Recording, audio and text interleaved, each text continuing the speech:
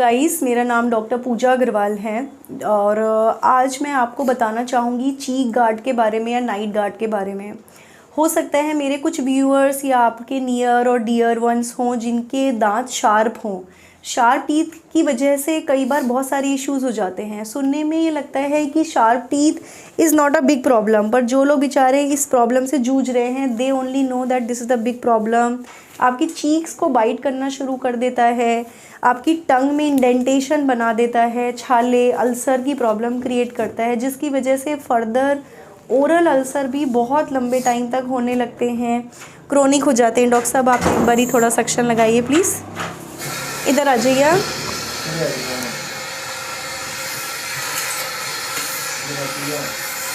Yes, बस बस doctor साहब रख दीजिए आप। So if you can show Pankaj, compressor of कर दीजिए ऋतिक।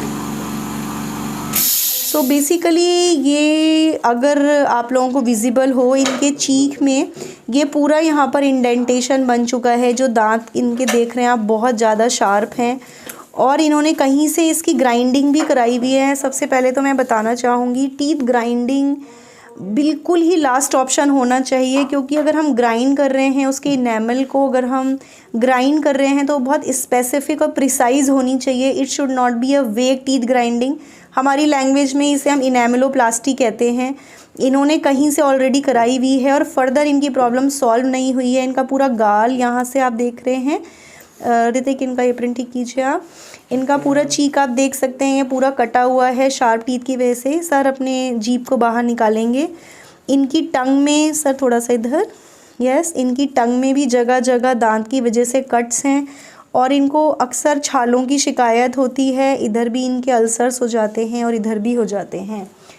सो what I am going to do is, we have cheek guard, we call it night guard, some people say teeth guard. Basically the purpose is to protect your teeth. अगर आपके अपर teeth या lower teeth बहुत sharp है और आपस में बंद करते हुए वो जीभ या उसको काट रहे हैं और उसमें छाले बना रहे हैं, तो इट इज़ वेरी डेंजरस।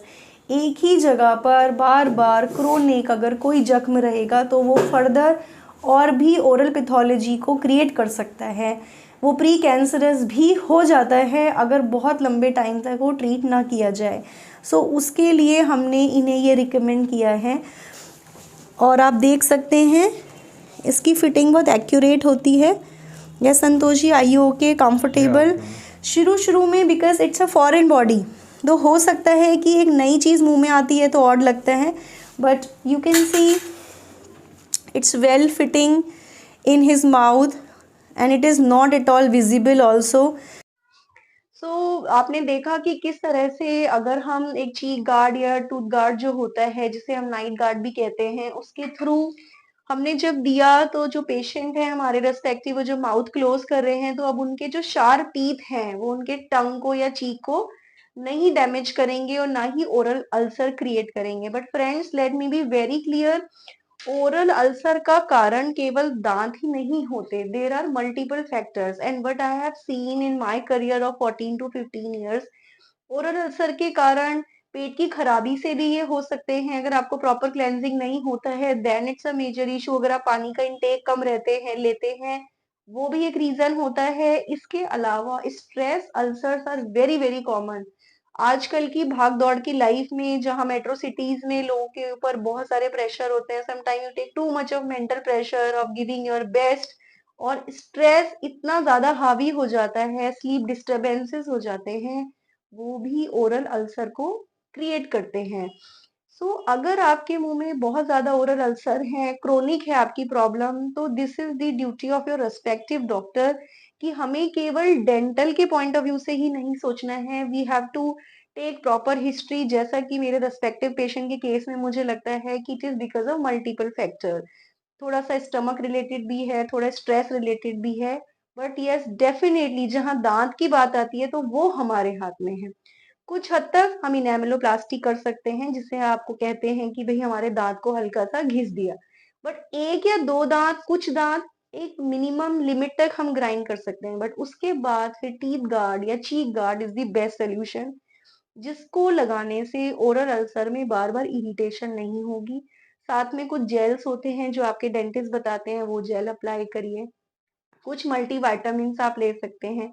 जब ये सारी चीजें एक सम पे मिलती हैं तब जाके जो क्रोनिक अल्सर्स होते हैं वो अच्छे से हील होते हैं और आप इस प्रॉब्लम से छुटकारा पा सकते हैं। सो आई होप ये वीडियो आपको हेल्प करेगी। ओरल अल्सर अगर किसी को हो रहे हैं कि एक मार्गदर्शन मिलेगा कि क्या क्या स्टेप्स हो सकते हैं, किस तरह आप उसको डील करते हैं। Thank you so much. नमस्कार।